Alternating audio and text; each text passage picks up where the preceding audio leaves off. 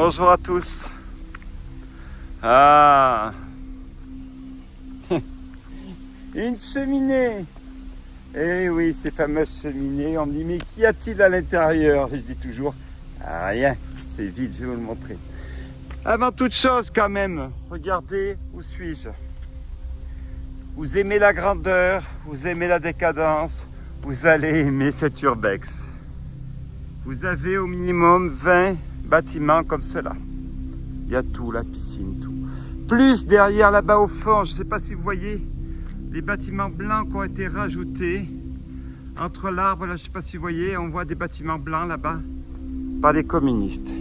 Où suis-je? Je suis en Allemagne. Je suis dans une caserne militaire construite dans les années 20-30 avant la guerre. Au départ, ça devait être une école. Göring a fait des écoles parce que le traité de Versailles ne donnait pas la possibilité à l'Allemagne d'avoir une armée. Dénonçant le traité de Versailles, ils ont transformé ces écoles en casernes militaires. Architecture années 30, vous voyez les briques. Le nazisme prend le pouvoir, la guerre éclate, défaite. Bénissons Dieu d'ailleurs, pas la défaite. Donc du coup, l'Allemagne c'est la décadence, l'URSS envahit Berlin, sauf le centre qui reste aux mains des Alliés. Eh bien, ils récupèrent toutes les structures, toutes les casernes autour de Berlin qui ont été épargnées par les bombardements. Et évidemment, ils vont les exploiter ou ils vont mettre ensemble toutes leurs forces. Mieux que ça, ils vont les agrandir, d'où ces bâtiments blancs des architectures des années 50-60. Là, nous sommes dans la production de l'énergie de cette caserne. Nous voici donc au cœur de la production. Et évidemment, toutes les chaudières, chaufferies se sont fait la malle il y a bien longtemps. Mais on retrouve la structure de ce lieu. Oh, rassurez-vous, la cheminée approche, celle que tout le monde souhaite voir. Avant toute chose, pensez à vous abonner sur ma chaîne Urbex Guy Clément, YouTube, Instagram, abandonnette.urbex.world, la petite cloche. Pensez à activer la petite cloche pour être informé de mes prochaines explorations. Alors attention à la tête.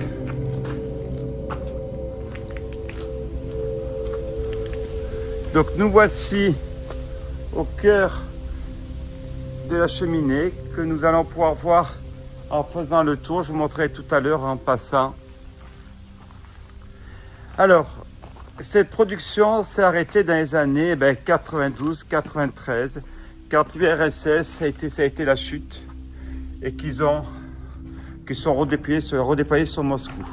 Ils ont abandonné tout ce patrimoine en désuétude, abandonné depuis 92-93, pillage, vol, par eux-mêmes d'ailleurs au départ, et après ce sont les locaux. Voilà, donc nous avons l'histoire de cette caserne. Vous en avez comme ça quelques dizaines autour de Berlin. Il y en a un peu tout le long de la frontière. On en retrouve aussi en République tchèque, en Slovaquie, en Hongrie. Enfin, tous les pays de l'Est, on en retrouve en Polska, dont la plus grande reste probablement celle de Veszprém. Là, vous voyez, nous sommes vraiment dans la quintessence de la production d'énergie qui devait être destinée à l'intégralité des bâtiments énormes. Quand je dis énorme, le nombre.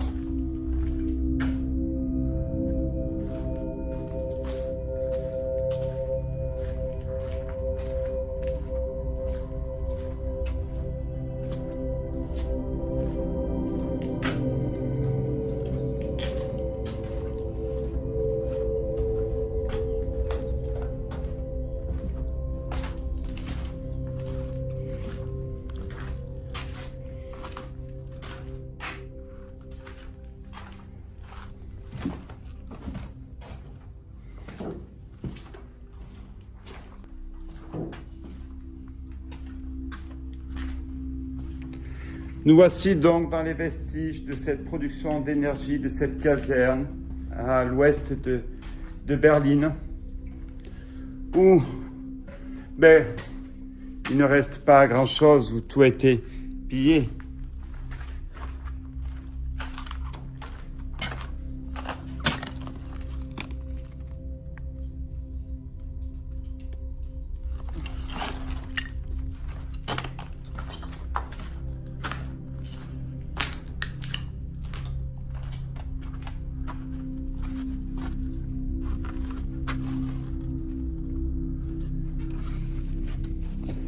Voilà, lieu de refuge des biches, des animaux, maintenant c'est caserne, mais avec un taux de pollution dans le sol qui doit être effroyable.